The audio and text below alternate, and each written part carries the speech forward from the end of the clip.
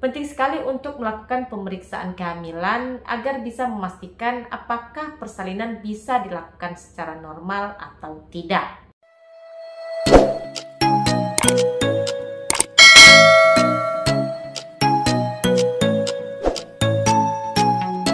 Assalamualaikum warahmatullahi wabarakatuh. Mungkin teman-teman yang menonton video saya kali ini pernah menjalani operasi sesar atau mungkin akan menjalani operasi sesar pada masa yang akan datang. Kenapa ya kok bisa melahirkan secara sesar? Kenapa tidak bisa melahirkan secara normal saja? Sepintas melahirkan secara sesar ini dilakukan untuk melahirkan bayi melalui sayatan bedah pada bagian area perut sampai ke bagian rahim. Jadi ada beberapa lapisan yang akan dilalui oleh pisau bedah baru ketemu dengan lapisan rahim. Saat hamil, posisi rahim ini nanti akan tepat di bawah lapisan peritoneum. Namun kalau dalam kondisi normal, rahim ini letaknya di bagian bawah di atas simfisis dekat blas atau kandung kemih. Jadi kalau dokter melakukan tindakan operasi sesar, maka setelah lapisan peritoneumnya ini dibuka, maka dokter akan langsung bertemu dengan bagian organ rahim. Tapi kalau operasi lain seperti operasi apendik atau operasi yang lainnya, setelah bagian peritoneum ini dibuka, maka yang ketemu pertama adalah bagian usus atau mungkin bagian omentum. Jika teman-teman sebelumnya pernah menjalani operasi sesar, mungkin pada kehamilan berikutnya akan dianjurkan untuk menjalani persalinan dengan pembedahan lagi atau operasi sesar lagi. Namun jika ini kehamilan pertama, tentu belum bisa dipastikan apakah bisa melahirkan secara normal atau malah nanti akan dilakukan tindakan operasi sesar.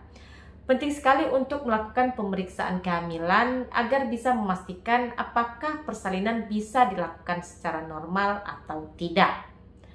Operasi sesar ini bisa dilakukan melalui prosedur terencana atau elektif, namun tentu saja tidak jarang juga harus dilakukan secara emergensi atau operasi sito. Dan tentunya operasi sesar ini merupakan operasi besar yang memiliki sejumlah resiko. Jadi biasanya hanya dilakukan jika itu merupakan pilihan teraman bagi ibu dan juga bagi janin. Namun saat ini indikasi persalinan secara sesar bukan hanya dilakukan karena indikasi medis saja, tetapi sudah menjadi indikasi permintaan pasien dan dengan segala alasan dilakukan untuk dapat melakukan persalinan secara sesar.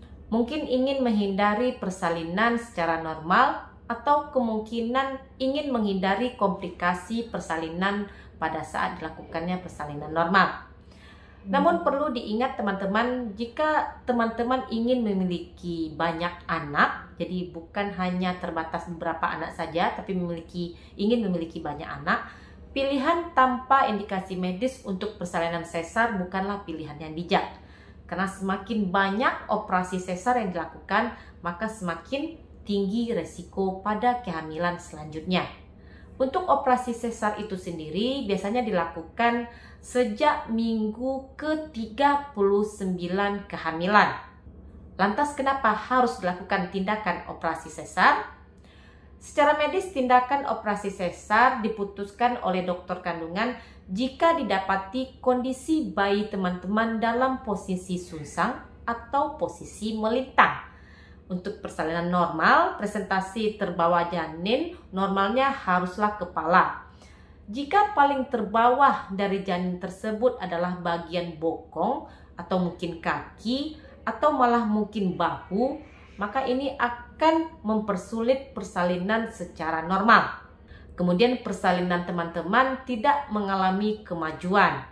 Kala satu yang memanjang, dalam arti kata pembukaan serviks yang sangat lambat, atau mungkin kala duanya yang berkepanjangan. Saat pembukaan serviks sudah lengkap sampai dengan pembukaan 10, tapi proses mengeluarkan bayinya menjadi terkendala, dan hal ini dapat menyebabkan terjadinya fetal distress. detak jantung bayi menjadi cepat atau malah menjadi melambat. Persalinan yang tidak maju ini bisa disebabkan karena CVD, di mana ukuran kepala bayi atau janin tidak bisa melewati panggul ibu. Entah mungkin bayi besar atau mungkin memang ukuran panggul ibu yang tidak normal. Tentu persalinan secara sesar harus segera diambil untuk menyelamatkan bayi tersebut. Atau mungkin teman-teman mengandung lebih dari satu bayi alias kehamilan kembar. Bisa kembar 2, 3, bahkan kembar 4. Lalu ada masalah pada bagian plasentanya. Mungkin mengalami plasenta previa, di mana plasentanya menutupi jalan lahir. Kalau kondisi ini memang harus dilakukan sesar. Karena jalan keluar bayinya sudah tertutup oleh plasenta. Seperti yang sudah saya sebutkan tadi, penting sekali untuk melakukan pemeriksaan kehamilan pada saat berlangsungnya proses kehamilan. Jika dari awal sudah tahu plasenta terletak di bawah, maka tentunya persalinan secara sesar akan direncanakan pada jauh-jauh hari. Karena plasenta previa ini juga akan dapat membuat terjadinya resiko perdarahan dan tentunya akan mengancam nyawa ibu dan juga nyawa janin itu sendiri.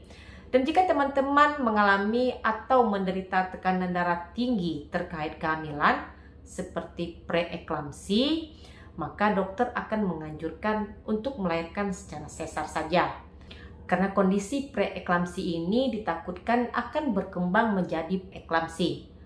Eklamsi ini sangat mengancam nyawa ibu dan juga nyawa janin. Ibu akan mengalami kejang-kejang atau mungkin mengalami infeksi tertentu seperti herpes genital atau mungkin mengalami HIV/AIDS atau mungkin adanya penyumbatan, mungkin ada fibroid yang dapat menghalangi jalan lahir. Atau bayi yang memiliki kondisi yang dapat menyebabkan kepala menjadi sangat besar yang dikenal dengan istilah hidrosefalus. Ini mungkin akan menjadi alasan untuk dilakukannya operasi sesar. Dan tentunya pernah menjalani operasi sesar sebelumnya. Biasanya dokter akan menyarankan untuk tindakan sesar lagi pada kehamilan berikutnya. Namun tentu saja tidak jarang ada juga yang meminta untuk dilakukan persalinan secara sesar tanpa indikasi medis. Untuk kondisi ini saya sarankan teman-teman berkonsultasi dulu dengan dokter kandungan, tanyakan secara detail tentang semua risiko yang akan dialami di masa yang akan datang. Tapi kalau persalinan sesar ini dilakukan karena indikasi medis, berarti hal ini untuk menyelamatkan bayi dan juga ibu tersebut. Lalu apa yang terjadi pada saat operasi berlangsung? Tentu beberapa alat akan dipasang untuk memantau kondisi kesehatan selama prosedur pembedahan berlangsung.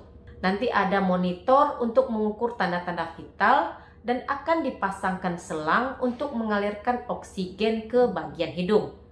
Karena operasinya dilakukan dengan pembisan secara spinal, maka teman-teman akan mendengar dan juga akan melihat beberapa aktivitas saat operasi berlangsung. Sayatan akan dilakukan sepanjang 10 sampai lebih kurang 20 cm di area perut dan biasanya di area garis celana dalam yang dikenal juga dengan istilah sayatan horizontal. Karena sudah sangat jarang sekali insisi sesar dilakukan dengan sayatan vertikal. Teman-teman mungkin akan merasakan sedikit tarikan-tarikan selama prosedur berlangsung. Operasi sesar ini akan berlangsung sekitar 40 sampai 60 menit dan kadang-kadang anestesi umum dapat digunakan agar teman-teman bisa beristirahat selama operasi berlangsung. Dan tentu saja ini dilakukan setelah bayi dilahirkan. Namun tentu saja setiap tindakan medis ini akan memiliki risiko. Makanya konsultasi dengan dokter jika teman-teman ingin melahirkan secara sesar tanpa indikasi medis. Tapi bukan berarti saat ini operasi sesar, maka untuk kehamilan selanjutnya akan sesar juga. bisa juga menjalani persalinan secara normal setelah dilakukannya operasi sesar yang dikenal juga dengan VBAC. Persalinan VBAC ini adalah kelahiran perpaginam setelah dilakukannya tindakan operasi sesar. Tapi tentu kondisi ini ada syarat-syaratnya. Saya sudah pernah mengupload mengenai VBAC ini di video yang lain. Demikian video saya kali ini. Terima kasih sudah menonton. Semoga bermanfaat.